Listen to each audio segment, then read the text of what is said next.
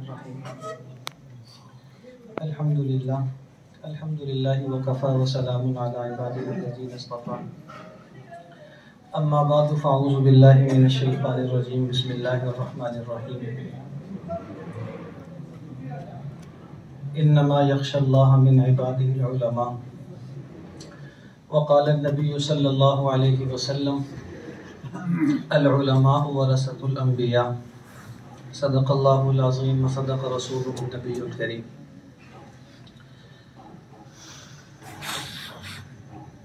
انتہائی واجب الاحترام، انتہائی معزز مکرم مہمانان گرامی، عزیز طلبہ کرام،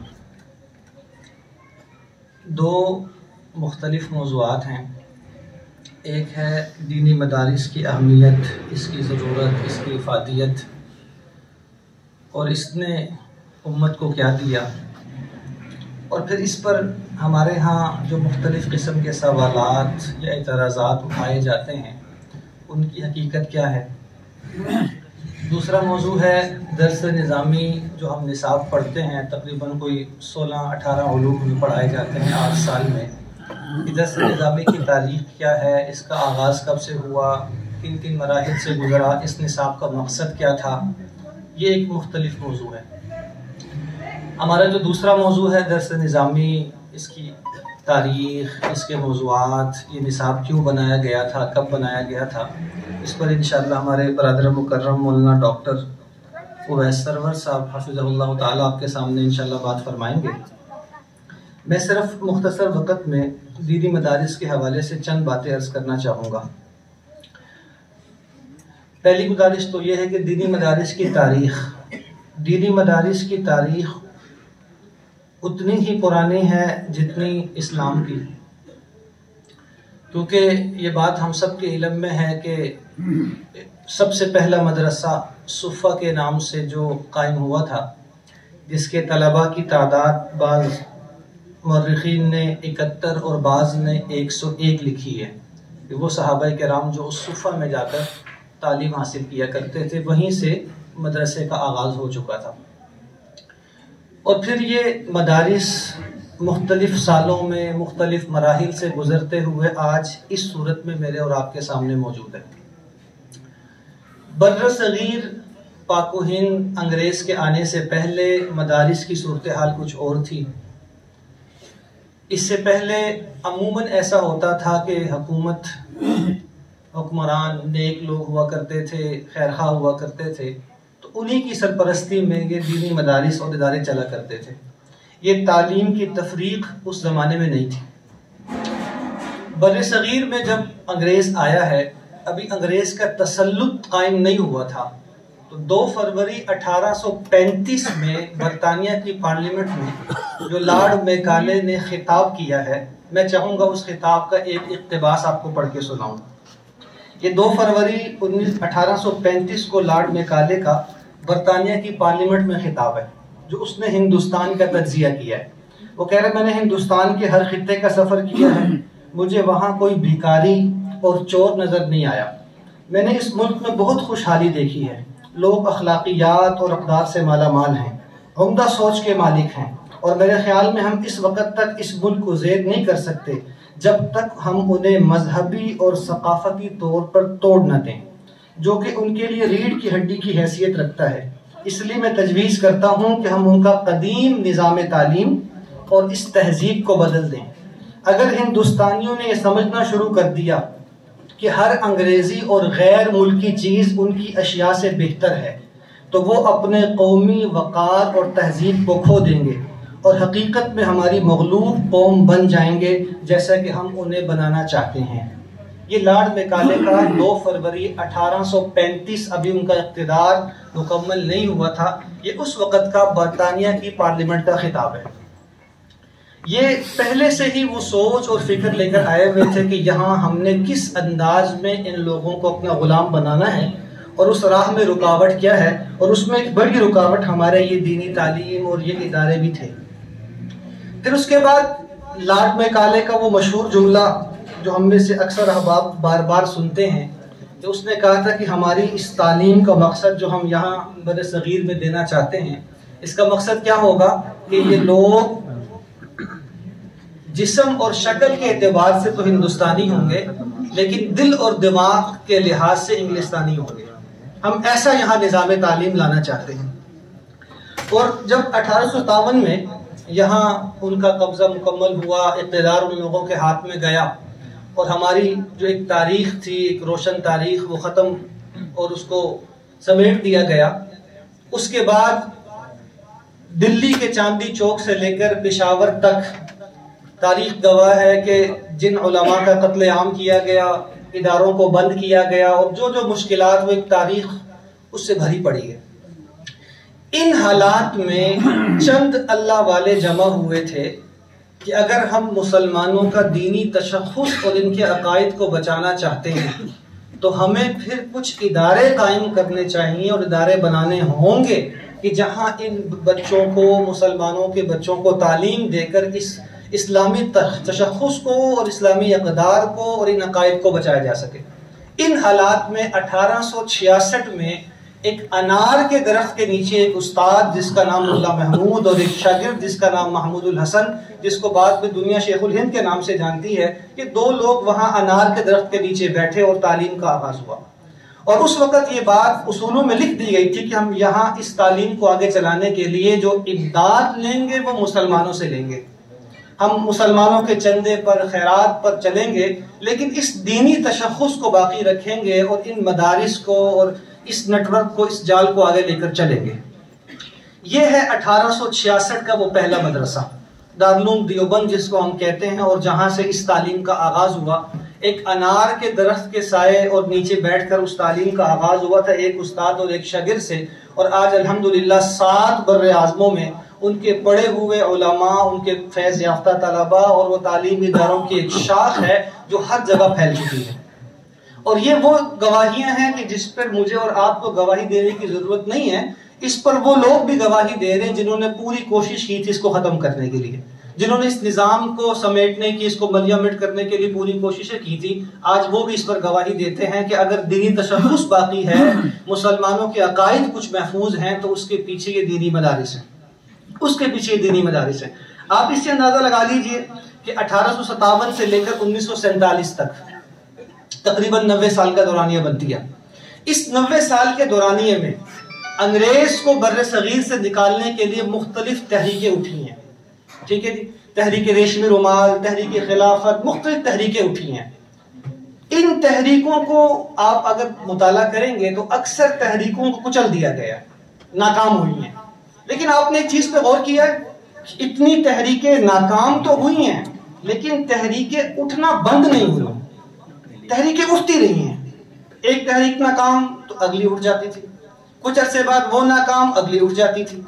اب تحریکیں ناکام تو ہوئی، ان کے اسباب پر تو ہم بحث کرتے ہیں، لیکن اس پر بھی کبھی غور کیا گیا کہ یہ تحریکیں اٹھنا بند کیوں نہیں ہوئی؟ اس کی وجہ کیا تھی؟ اس کی وجہ یہ تھی کہ پیچھے مرکز دارالعلوم دیوبند قائم تھا جہاں سے وہ تحریکیں اٹھا کرتی تھی. ایک عالم کہنے لگے کہ جب تک فیکٹری موجود ہو نا تو مال بنتا رہتا ہے. انگریز کی توجہ اس فیکٹری کی طرف نہیں گئی، اس مرکز کی طرف نہیں گئی. خدا نہ خواستہ اگر وہ مرکز ہی بند ہو جاتا تو پھر شاید آگے تحریکیں اٹھنا بند ہو جاتی. تحریک آزادی تک آپ دیکھ لیں، وہ تحریکیں جو پہ در پہ اٹھتی رہی ہیں، اس کے پیچھے مرکز کیا تھا؟ وہی مدرسہ دارالعلوم دیوبند. اسی مدرسے کو لے کر 1866 میں ہمارے اکابرین جو چلے تھے، اور اس کے پیچھے جو کچھ بھی تھا، میں ایک قول آپ کو عرض کرتا ہوں. حضرت مولانا قاسم نانوتوی رحمہ اللہ، حضرت گنگوہی رحمہ اللہ، یہ حضرات اس کے بانیان میں سے ہیں. جب دارالعلوم دیوبند قائم ہوا تو حاجی امداد اللہ مہاجر مکی رحمہ اللہ جو ان کے شیوخ تھے، اس وقت ہجرت کر کے مکہ چلے گئے تھے. حضرت نے وہاں سے خط لکھا تھا اور فرمایا تھا کہ تم کیا سمجھتے ہو یہ دارالعلوم تم نے بنایا ہے؟ تمہیں کیا پتا کہ اس کے پیچھے اللہ والوں کی کتنی راتیں گزری ہیں دعاؤں میں کہ یا اللہ مسلمانوں کے تشخص، یہ اقدار، یہ عقائد، یہ کیسے بچایا جا سکے. فرمایا ان اللہ والوں کی دعاؤں کا نتیجہ ہے کہ آج یہ دارالعلوم قائم ہو رہا ہے. وہ چھوٹا سا مدرسہ، 4 دیواری بھی شاید نہ ہو، ایک انار کے درخت کے پیچھے ایک استاد، ایک شاگرد. کون جانتا تھا کہ یہ شاگرد محمود کل کو شیخ الہند بنے گا، دنیا اس کو شیخ الہند کہے گی. یہ بھی ان کے ساتھ زیادتی ہے کہ ان کو شیخ الہند کہا جاتا ہے. شیخ الدنیا ہونا چاہیے نا، شیخ الکل ہونا چاہیے ان کو، تو شیخ الہند کہہ کر ہم ان سے زیادتی کر جاتے ہیں.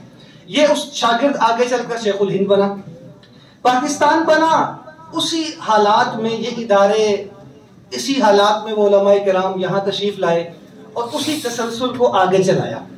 الحمدللہ آج ہمارے پاکستان میں صرف ہمارا جو وفاق المدارس العربیہ پاکستان ہے، جس کے بورڈ کے ساتھ ہم منسلک ہیں، ہمارے بورڈ کے تحت جو پاکستان میں دینی مدارس کی تعداد ہے وہ 21,452 ہے۔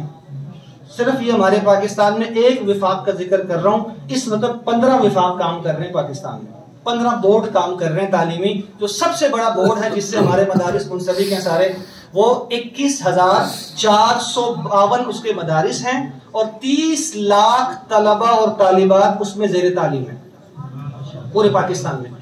اور اس ایک سال میں 2022 ابھی 23 کے امتحانات ہو رہے ہیں، اس ایک سال میں الحمدللہ اس وفاق المدارس کے تحت 88,374 بچوں نے قرآن پاک حفظ کیا ہے۔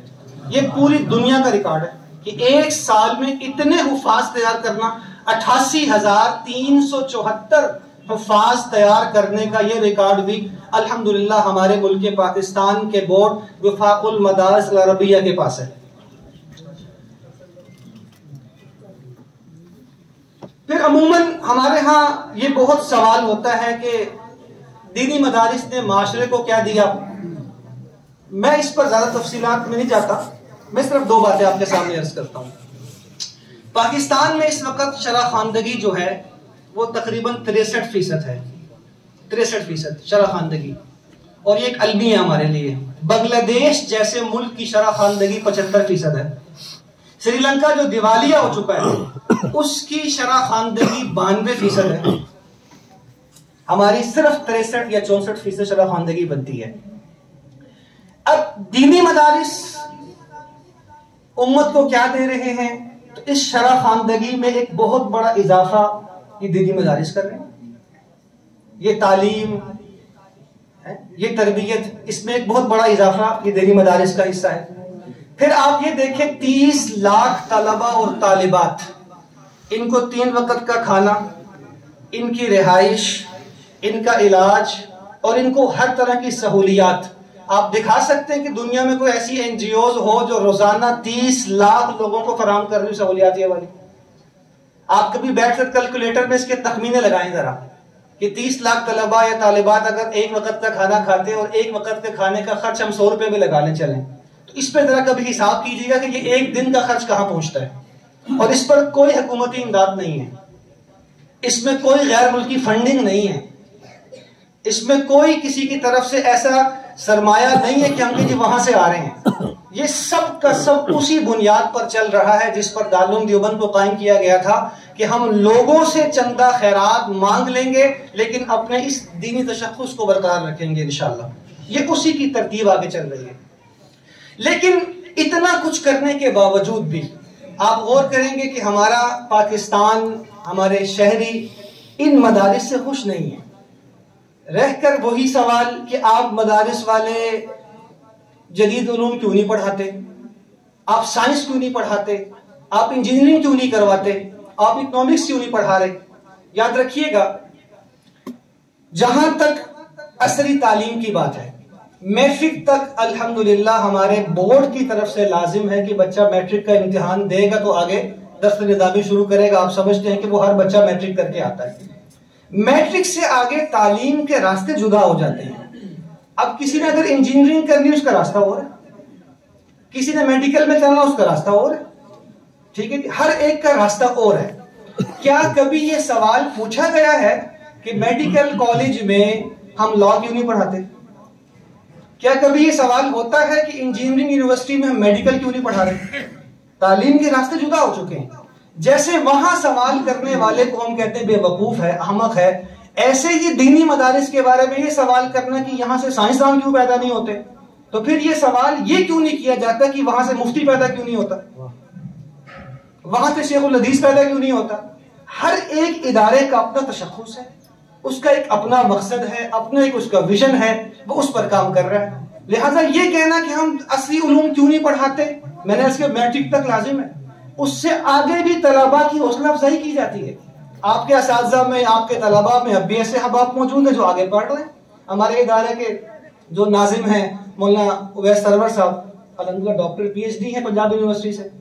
مولانا اویس صاحب نے ابھی MA کے امتحانات دیے ہیں. اکثر اساتذہ کرام آگے پڑھ رہے ہیں. وہ حوصلہ افزائی ہے، منع کسی نے نہیں کیا، لیکن آپ جبراً یہ کہیں کہ اپنے نصاب میں اس کو آپ لازم کر دیں تو یہ پھر وہی سوال ہوگا جیسے آپ جا کر میڈیکل کے طلباء سے کہیں جب انجینئرنگ ساتھ لازم کریں اس میں. جیسے یہ سوال وہاں نہیں ہو سکتا، یہ سوال پھر یہاں بھی نہیں بنتا. دوسرا سوال ایک بہت عجیب ہم سے کیا جاتا ہے کہ ترقی کی راہ میں ہم اتنے پیچھے رہ گئے ہیں، اس میں سارا قصور ہم پہ ڈال دیا جاتا ہے کہ جو ہم ترقی نہیں کر پا رہے، ہم سائنس میں پیچھے ہیں، ہم ٹیکنالوجی میں پیچھے رہ گئے ہیں، یہ سارا قصور ان لوگوں کا ہے. یاد رکھیے گا، جہاں تک پہلی بات ہے ہم ترقی میں، سائنس میں، ٹیکنالوجی میں پیچھے رہ گئے ہیں، ہم اس کو تسلیم کرتے ہیں. آپ بالکل ٹھیک فرما رہے ہیں، ہم اس کو تسلیم کرتے ہیں، پیچھے رہ گئے ہیں کہ آج ہم ایک سوئی بھی جا کر امپورٹ کر کے وہاں سے لے کر آ رہے ہیں. ہمارے پاس اگر تیل کے کنویں نکلتے تو نکالنے کی مشینری ہمارے پاس نہیں ہوتی، نکالنا کیسے اس کو اپنے. ہم بالکل پیچھے رہ گئے ہیں. لیکن خدا را یہ پیچھے رہنے کا سبب کیا ہے، اس کے ذمہ دار کون ہے، اس کا تعین کر لیا جائے ذرا. 1857 کے بعد میں نے آپ کو جن حالات میں ہم الگ ہوئے، اس وقت ہم نے ذمہ داری اٹھائی تھی کہ ہم لوگوں کا کلمہ ٹھیک کروائیں گے، اسلامی تشخص باقی رکھیں گے، ان کے عقائد کی حفاظت کریں گے، ان کو ایک اچھا مسلمان بنائیں گے. اور 1866 میں اس ادارے کی بنیاد پڑی جس کی شاخیں آگے چل رہی ہیں. اسی وقت ایک اور ٹیم آگے آئی تھی جنہوں نے کہا تھا کہ ہم ان کو انگلش سکھائیں گے، ان کو سائنس پڑھائیں گے، ہم ان کو دنیا کی لائن میں آگے لے کر جائیں گے. میں نام نہیں لیتا، آپ کے سامنے سارے نام واضح ہیں. پاکستان بنا، وہی ترتیب آگے چلتی ہوئی آج تک پہنچ رہی ہے. میں آپ سے پوچھتا ہوں، اگر آپ کو کسی مسجد میں نماز پڑھانے کے لیے امام میسر نہیں ہے تو قصور ہمارا ہے. آپ مسئلہ پوچھنا چاہتے ہیں، آپ کی رہنمائی کرنے کے لیے مفتی صاحب دستیاب نہیں ہے، قصور ہمارا ہے. آپ پہاڑ کی چوٹی پہ جا کے مسجد قائم کریں، رمضان میں تراویح سنانے کے لیے حافظ دستیاب نہیں ہے، قصور ہمارا ہے. اب اس کے جواب دے ہوں گے آپ کو. لیکن اگر آپ کو ترقی کی راہ میں انجینئر نہیں مل رہا تو قصور میرا ہے. آپ کو سائنسدان نہیں ملتا، قصور مدرسے کا. آپ اپنا قصور تو ہم پہ نہ ڈالیے نا. آپ کا تعلیمی بجٹ ہے وہ الگ سے، حکومت سرپرستی الگ سے، سب کچھ ہوتے ہوئے آپ کو یہ فکر کھائی جا رہی ہے کہ آج ترقی میں پیچھے رہ گئے، قصور مولوی مدرسے کا ہے. خدا را ایسا ظلم نہ کیجیے. جو ہمارا کام تھا اگر ہم نے وہ نہیں کیا، ہم قصوروار ہیں، آئیے اس کا احتساب کریں. ہم تو بڑے شوق سے کہتے ہیں کمیشن بنائیں، اس پر آ جائیں اور دیکھیں کس نے کیا کچھ کیا ہے. جب کچھ نہیں ملتا تو مولوی لوٹ کے کھا گئے. ہمارے ایک دوست بڑا دن جملہ کہتے ہیں پورے پاکستان کے علماء کٹھے کرپشن بھی کر لینا تو ان کی کرپشن سے ڈیفنس کا ایک پلاٹ بھی نہیں آتا، اور تم ملک لوٹ کے کھا گئے ہو. ملک کے ملک کھا گئے لوٹ کر. ہماری کرپشن سے ڈیفنس کا پلاٹ بھی نہیں لیتا جا رہا. تمہیں وہ تو نظر آتا ہے لیکن اپنا قصور تمہیں یاد نہیں آتا. اچھا، پھر کیا کہا جاتا ہے کہ دیکھیں جی آپ اس مشکل حالات میں ادارے چلا رہے ہیں. جب حکومت آپ کو دعوت دیتی ہے کہ آ جائیں حکومت تحویل میں، آ جائیں قومی دھارے میں، آ جائیں، تو آپ کیوں نہیں مانتے؟ پھر آ جائیں نا، قومی دھارے میں آ جائیں، کیوں نہیں آتے؟ تو یہاں دو گزارشات ہیں. پہلی گزارش تو ہم یہ کرتے ہیں کہ اس وقت پاکستان میں جو عصری ادارے ہیں ان کی تعداد ہے 3,05,763. یہ پاکستان کے عصری ادارے ہیں جن میں 352 صرف یونیورسٹیاں ہیں. ان عصری اداروں میں جو طلباء اور طالبات پڑھ رہی ہیں اس وقت 2022-23 میں، ان کی تعداد ہے 5,30,00,000. ہماری گزارش یہ ہے کہ آپ پہلے ان 3 لاکھ اداروں اور ان 5 کروڑ طلباء کو سنبھال لیں، پھر ہمارے 21,000 مدرسوں کے پیچھے پڑیں. آپ یہ آپ کو 2 لاکھ ادارے آپ کے قابو سے باہر ہیں، ان کا خرچہ آپ پورا نہیں کر پا رہے. یہاں سے آپ سائنسدان انجینئر نہیں نکال پا رہے. اور پھر دوسری گزارش کہ مومن ایک سوراخ سے 2 مرتبہ ڈر سے نہیں جاتا. ہم یہ تلخ تجربات کر چکے ہیں. جنرل ایوب خان کے دور میں جب بہاولپور کا پاکستان کے ساتھ الحاق ہوا تو جنرل ایوب خان کو بھی یہ ایک بہت زور سے اسکیم سوچی تھی کہ جامعہ اسلامیہ بہاولپور اس کو ہم اسلامک یونیورسٹی بنائیں گے، اور بنائی گئی. اور کیسی بنی کہ آج وہاں سے دینی علوم بالکل ختم کر دیے گئے ہیں. اور پاکستان کی یونیورسٹی میں اس کا جو لیول ہے، آپ بھی سمجھتے ہیں کہ کسی یونیورسٹی میں کسی کا داخلہ نہ ہو رہا ہونا تو وہاں ہو جاتا ہے. یہ آپ کے اوکارا گول چوک تشریف لے جائیں جامعہ عثمانیہ، اس کو بھی بڑے شوق سے اوقاف کی تحویل میں لیا گیا تھا کہ ہم اس کو چلائیں گے، خرچہ اس کا برداشت کریں گے۔ آپ آج جائیں اوکارا کے گول چوک میں، جامعہ عثمانیہ کے کمرے وکلاء کرائے پر ملتے ہیں، نہ وہاں مدرسہ ہے، نہ شاگرد، نہ استاد، نہ کتابیں۔ یہ آپ کے بالکل رحمان پورہ میں اوقاف مسجد میں ماڈل مدرسہ قائم کیا گیا تھا، یہ بالکل قریب ہے آپ کے 1 کلومیٹر۔ آپ آج جا کر اس کا اشر دیکھ لینا، وہاں آپ کو استاد ملے گا، نہ طالب علم ملے گا، اور نہ وہاں کوئی کتابیں، نہ کوئی ایسا مدرسہ، لیکن اب بھی لکھا ہوا ماڈل مدرسہ۔ ہم وہ حشر دیکھ چکے ہیں ماضی میں، ہم نہیں چاہتے کہ ان اداروں کا وہی حشر کیا جائے جو آپ ماضی میں کر چکے ہیں۔ لیکن مسئلہ کیا ہے؟ مسئلہ دوستو یہ ہے کہ یہاں مسئلہ ہماری حکومت کا نہیں ہے، یہاں عالمی طاقتیں، بیرونی دباؤ اتنا سخت ہے کہ وہ سمجھتے ہیں کہ جب تک یہ ادارے قائم رہیں گے، یہ پگڑی ٹوپی، یہ خاص لباس جب تک رہے گا، یہ مسلمانوں کا جو تشخص ہے یہ باقی رہے گا۔ اگر ان کو ختم کرنا ہے، ان کی نسلوں کو برباد کرنا ہے، تو اس کے لیے ان اداروں کو ختم کرنا ضروری ہے۔ دباؤ وہاں سے ہے، آپ کی امداد کو اس سے مشروط کیا جاتا ہے، آپ کے قرضوں کو اس سے مشروط کیا جا رہا ہے، لیکن اس میں گھبرانے کی ضرورت نہیں ہے۔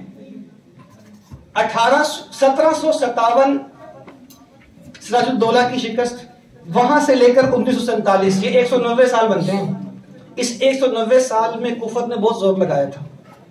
1947 سے لے کر آج 2023 سال، 75 سال ہو چکے ہیں، کفر مختلف انداز میں زور لگا رہا ہے، اور یہ تاریخ صرف یہ 300 سال کی نہیں ہے، آپ کی تاریخ 1400 سال کی ہے کہ ہمیشہ کفر نے اس پر زور لگایا کہ کسی طرح اس نظام کو ختم کر دیا جائے، ان تعلیمات کو ختم کر دیا جائے۔ یاد رکھیے گا، ہمارے اکابرین ایک عجیب بات فرماتے ہیں کہ اللہ کا وعدہ ہے قرآن پاک کی حفاظت کا، اللہ کا وعدہ ہے، تو جن سینوں میں قرآن ہے اس کی حفاظت۔ میں آپ سے کہوں یہ گلاس میں پانی، اس کی حفاظت کرنے میں ابھی آتا ہوں، آپ پانی کی حفاظت کریں گے ساتھ گلاس کی بھی کریں گے، گلاس کی ساتھ کریں گے۔